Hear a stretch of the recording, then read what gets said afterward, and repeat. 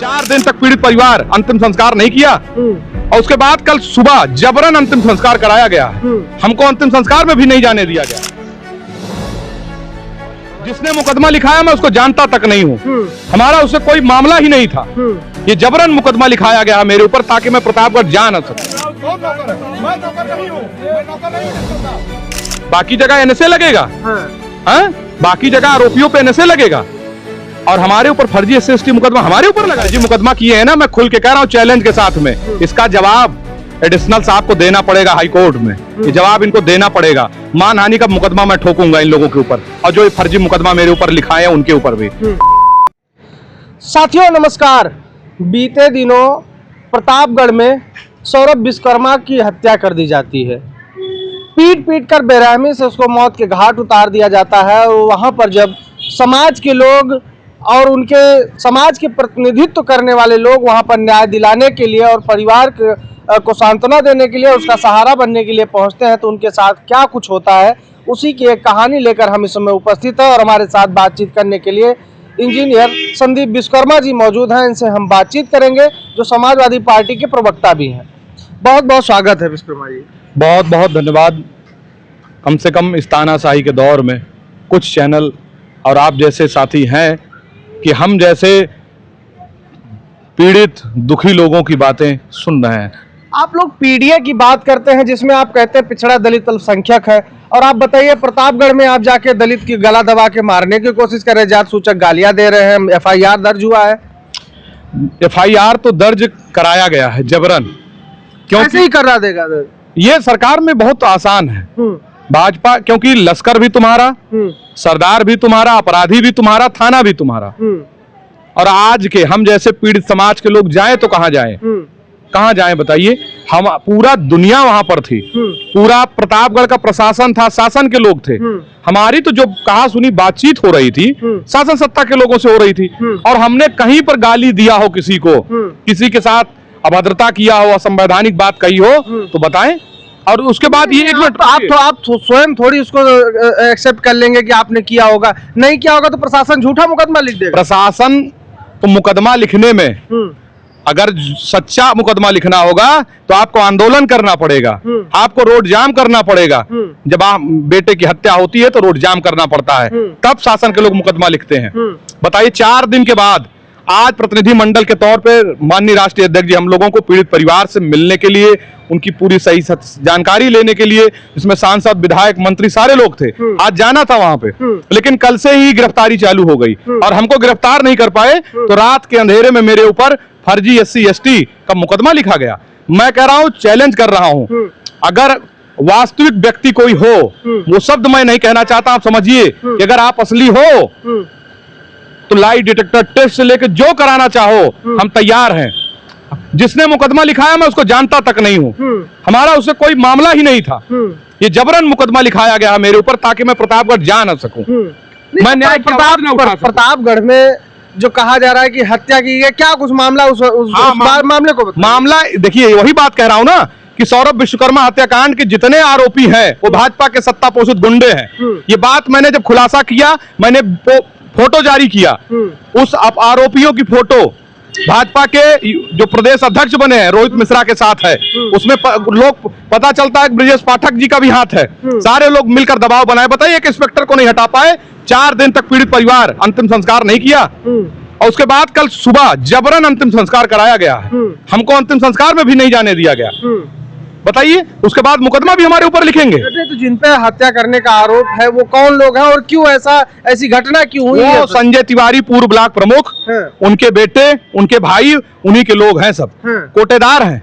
यही सारे लोग मिलके 4 महीना पहले भी सौरभ विश्वकर्मा के घर पे चढ़ के 4 राउंड फायरिंग किए। आज तक उसका मुकदमा दर्ज नहीं हुआ और हमारे ऊपर फर्जी मुकदमा दर्ज किया गया। शासन, अच्छा बताइए, शासन प्रशासन के लोग थे पोस्टमार्टम हाउस पे, पूरा वीडियो दुनिया देख रही है।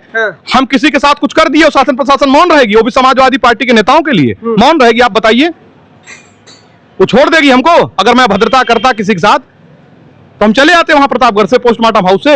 इतनी फोर्स लगी थी, भारी पुलिस बल तैनात था और इस तरीके से मेरे ऊपर मुकदमा लिखा जा रहा। तो मेरा केवल इतनी सी गलती है कि मैं विश्वकर्मा समाज, अति पिछड़े समाज से आता हूं, और भारतीय जनता पार्टी के लोग, शासन सत्ता के लोग समाज को हिंदू भी नहीं मानते हैं। आप लोग तो कट्टर हिंदू। अभी देखिए आपका वो आ रहा, विश्वकर्मा पूजा आ रहा है और तमाम लोग भारतीय जनता पार्टी के साथ जुड़े। अभी देखिए मंत्री भी बनाए गए हालिया में, तो सम्मान बनाए भाजपा। जब निशा विश्वकर्मा हत्याकांड में हम लोग धरना दिए, आंदोलन किए, तब जाके उनको उस हत्या को दबाने के लिए, समाज को मूर्ख बनाने के लिए उनको मंत्री बनाया गया। मैं आपके चैनल के माध्यम से पूछता हूं, वहां पे भाजपा का एक नेता भी था, वहां कुछ दलाल भी थे, जिस समय की बात ये लोग दिखा रहे हैं FIR में। नहीं तो समाज का ठेका आप ही मैं क्या करूं, ठेका लिया हूं? आप ही ने ठेका लिया। हंसराज विश्वकर्मा जी मंत्री हैं, सत्ता में है, वो गए होते तो न्याय मिल जाता। आप लोग जाके वहां एक मिनट रुकिए, मैं मना करता हूं क्या कि आप मत जाओ? क्यों जाते हो 4 दिन के बाद? और सुनिए, आज 5 दिन हो गए, अंतिम संस्कार जबरन कराया गया। कहां मर गए बताइए? भाजपा वाले कहां मर गए? ये लोग दलाली कर रहे हैं केवल। इस पे जब इनको बोलना नहीं चाहिए। बताइए हमने, हमारी क्या गलती थी? हमारे ऊपर मुकदमा दर्ज किया जाएगा बार बार? मतलब हम न्याय की आवाज उठाएं और हमारे ऊपर ही मुकदमा हो? अब तक पूरा देश स्वतंत्रता दिवस मना रहा था और हम लोग न्याय की भीख मांग रहे थे, और भी आराम से बैठ के, ना रोड जाम किए, ना कोई आंदोलन किए, उसके बाद मुकदमा दर्ज किया गया। हम सवाल किए तो प्रशासन से आपकी क्या बैर है? प्रशासन से कोई बैर नहीं है। प्रशासन संघ की किताब पढ़ के आता है। हमने जब पूछा कि डाइंग डिक्लेरेशन आपने देखा, आपका इंस्पेक्टर उसको एक्सीडेंट क्यों बता रहा था? आपने देखा ना मृतक का वीडियो, मरने से पहले जो बयान जारी किया था, जो बयान दुनिया देख रही है। तो वही मैंने पूछा कि आप लोग क्या जांच कर रहे हैं? आपका तो इंस्पेक्टर एक्सीडेंट बता रहा है, उसकी जांच होगी। तो हम कहे क्या जांच करेंगे? जब मृतक का कथन है तो गिरफ्तारी क्यों नहीं होगी? तो कहे उन्होंने, फिर सच्चाई उनके मुंह से निकली, जलजलाहट में उन्होंने बोला कि हमें समय नहीं मिला वीडियो देखने का। ये एडिशनल का ऑन रिकॉर्ड जब बयान है उस समय का, जब वहां मौके पर हम लोग बैठे थे। एडिशनल इतना लापरवाह कहा है। तो उसी बात पे जब मैंने कहा तो कहे वो, फिर उनको मिर्च लग गई और उनका एक इंस्पेक्टर खड़ा होकर हमको दबाव बना रहा। हमारा रिश्तेदार है, हमारा समाज है, हम अपने समाज की आवाज ना उठाएं? और भाजपा के गुंडे हर जगह हमारे समाज की बात दबाने के लिए क्यों चले जाते हैं? मैं तो ऐसे हम लोग तो नहीं जाते। अभी तो ये कह सकते हैं कि आप जहां जाते हैं वहां आपको भाजपा ही मिल जाते हैं विरोध में। हम कह रहे हैं ऑन रिकॉर्ड चेक करिए ना, चाहे निशा विश्वकर्मा हत्याकांड में हो, आपने देखा फोटो और पदाधिकारी किसके थे? देखा आपने? तो 80% से अधिक जितनी घटनाएं घट रही समाज के साथ, हत्या बलात्कार की घटनाओं में, उसमें भाजपा के शासन सत्ता के लोग क्यों मिलते हैं? बताइए। अभी जो ऑन रिकॉर्ड मिलते हैं ये जी।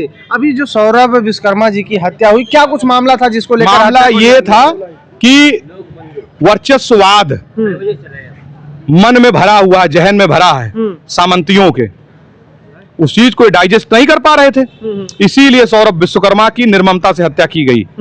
भाई वो कोटेदार थे, फर्जी थे वो। उसमें देखिए किस तरीके से आया कि अवैध भट्ठा सील किए, सरकारी रिकॉर्ड की बात कर रहा हूँ, अवैध भट्टा सीलिंग हुई, कोटा सीलिंग हुई, दुनिया भर की चीज हुई ना। तो इतना अवैध काम आपके नाक के नीचे कर कैसे रहा था? किया कब आपने? जब हम लोग 3-4 दिन तक वहां, हम तो कुछ कर भी नहीं रहे थे। भाई पीड़ित परिवार कहा कि जब तक इंस्पेक्टर को नहीं हटाएंगे, हमारी मांगे और भी जो थी, हमारी इस मांगे नहीं पूरी करेंगे, तब तक हम अंतिम संस्कार नहीं करेंगे। हमने भी कहा कि जो पीड़ित परिवार करना चाहे स्वतंत्र है। तो हम तो आंदोलन थोड़ी कर रहे थे, हम तो उनके साथ केवल बैठे रहते थे। उसके बाद शाम सूर्यास्त के बाद हम चले आते थे। हम कौन सा अराजकता फैला दिए? बैठना भी गुनाह हो गया क्या? और मैं ही नहीं बैठा था महोदय, मैं ही नहीं बैठा था, सत्ताधारी विधायक अपना दल के जीतलाल पटेल जी भी वहां बैठे थे। उन्होंने भी कहा है, वीडियो में कहिए दिखा दें कि एडिशनल साहब से बोले कि इंस्पेक्टर को हटाइए। उनकी भी तो बात नहीं सुनी गई। क्यों नहीं सुनी गई ये पूछिए। भाजपा की भी नहीं सुनी गई, भाजपा की नहीं, उसमें जो पिछड़े समाज के थे विधायक, इसकी वजह से नहीं सुनी गई। बाकी जगह एनएसए लगेगा, हाँ? बाकी जगह आरोपियों पे एनएसए लगेगा और हमारे ऊपर फर्जी एससी मुकदमा हमारे ऊपर लगाया जाएगा। हमारी क्या गलती है? समाज की आवाज उठाना भी गुनाह है इस सरकार में। इस सरकार में सत्ता के खिलाफ सांस लेना भी गुनाह है। नहीं तो लड़ाई कैसे लड़ाई फिर कैसे लड़ी जाएगी? लड़ाई हम लोग ऐसे ही, अब हम इनके मुकदमों से डरने वाले नहीं है। अगर इस सत्ता शासन के लोग वीडियो से सुन रहे तो सुन लें, हम आपके मुकदमों से डरने वाले नहीं है। नियम कानून संविधान जिंदा है, हम कानूनी लड़ाई लड़ेंगे। हम आपकी तरीके से अनैतिक कार्य नहीं करेंगे। हम कानूनी लड़ाई लड़ेंगे और अंतिम सांस तक अपने पिछड़े समाज की लड़ाई मैं लड़ता रहूंगा। आगे का कदम क्या होगा? आगे कदम ये है कि जब तक इंस्पेक्टर को हटाया नहीं जाएगा, और जो फर्जी मुकदमा किए हैं ना, मैं खुल के कह रहा हूं चैलेंज के साथ में, इसका जवाब एडिशनल साहब को देना पड़ेगा हाई कोर्ट में। ये जवाब इनको देना पड़ेगा। मानहानि का मुकदमा मैं ठोकूंगा इन लोगों के ऊपर, और जो ये फर्जी मुकदमा मेरे ऊपर लिखाए हैं उनके ऊपर भी जवाब साबित करके दिखाएंगे। पूरा प्रशासनिक अमले के सामने इस तरीके से आरोप लगाया जाएगा फर्जी तरीके से, और 4 दिन बाद याद आया आपको, वो भी न्याय की आवाज को दबाया जा सके इसलिए, इस वजह से केवल। तो इसका जवाब देने के लिए भी तैयार रहे। हम भी वकालत से जुड़े हैं, और इलाहाबाद विश्वविद्यालय की माटी के लाल हैं हम लोग, वहीं से हमने वकालत की है वहाँ, और हमारे पास डिग्री फर्जी नहीं है। पढ़ के ओरिजिनल डिग्री लेकर बैठा हूं मैं। पंगा भारी पड़ सकता है। पंगा भारी पड़ेगा, जान जाएगी। ये लोग आपको एक चीज और बता दे रहे हैं, हो सकता है ये हमारा इनकाउंटर भी कर दे। यहाँ तक बात तो मुझे धमकी मिली है, मुझे धमकी मिली है। क्या आप आवाज उठाना बंद कर दीजिए, नहीं घर भी बुलडोजर किया जाएगा और आपका इनकाउंटर भी हो जाएगा। ये कहा गया, और आज देख लीजिए किस तरीके से फर्जी मुकदमा, वो भी 10 साल से ऊपर की सजा का मुकदमा मेरे ऊपर फर्जी लिखा गया है। बताइए एक चीज और, मुर्गी चोरी पर प्रतापगढ़ जैसे जिले में गोली मार दी जाती है आरोपियों को, और हमारे समाज की गिरफ्तारी की बात आई आरोपियों की, तो हमें 4 दिन तक अंतिम संस्कार परिवार रोता रहा, और जबरन अंतिम संस्कार कराए हैं आप उस माँ का दर्द देखे, रो रही है। बल्कि एक वीडियो आपने जारी किया था जिसमें आपने आरोप लगाया था कि बंद कमरे में समझौते का दबाव। एक चीज और, इनको तकलीफ इस शासन को इस बात से भी हुई, ये लोग जबरन समझौता करा रहे थे, और उसको मैंने ऑन रिकॉर्ड पकड़ लिया, वो वीडियो भी मैंने जारी कर दिया। इसी बात का इनको दर्द है, मतलब चिढ़ के मारे अब ये सब हो रहा है। जबरदस्ती, ये सामंती सोच है लोगों की। इसीलिए वहाँ के जो प्रशासनिक अधिकारी हैं वो कौन है? प्रशासनिक सब बाबा के ही है। प्रशासन किसका होता है? सत्ता का होता है। उसको जाति धर्म से जोड़ना गलत है। शासन सत्ता के लोगों का है, शासन जिसका उसी का है। सब कमल वाले हैं, और ये लोग संविधान नहीं पढ़ रहे हैं। ये लोग जो वहाँ का शासन है, खासकर उत्तर प्रदेश का शासन, वो संघ का किताब पढ़ के आता है। संघ की किताब पढ़कर जब प्रशासन क्षेत्र में न्याय करने निकलता है तो न्याय का जो चेहरा होता है वो ये होता है कि जो समाज की आवाज़ उठाता है, समाज के ऊपर हो रहे अन्याय अत्याचार की बात करता है, तो उसके ऊपर SC ST जैसी गंभीर धाराओं में मुकदमा दर्ज किया जाता है। और आरोप ये भी है कि यहाँ तक कि इनकाउंटर और घर बुलडोज करने की भी धमकी दी जाती है। तो उत्तर प्रदेश में जो जीरो टॉलरेंस की बात हो रही है, जो अपराधियों को मिट्टी में मिलाने की बात हो रही है, वो क्या है? अगर अपराधी नेस्तनाबूद हैं, अगर अपराधी प्रदेश छोड़ चुके हैं, अगर अपराधी ऊपर जा चुके हैं, तो कौन लोग हैं जिनका इनकाउंटर हो रहा है, और कौन वो लोग हैं जो लगातार लोगों की हत्याएं कर रहे हैं?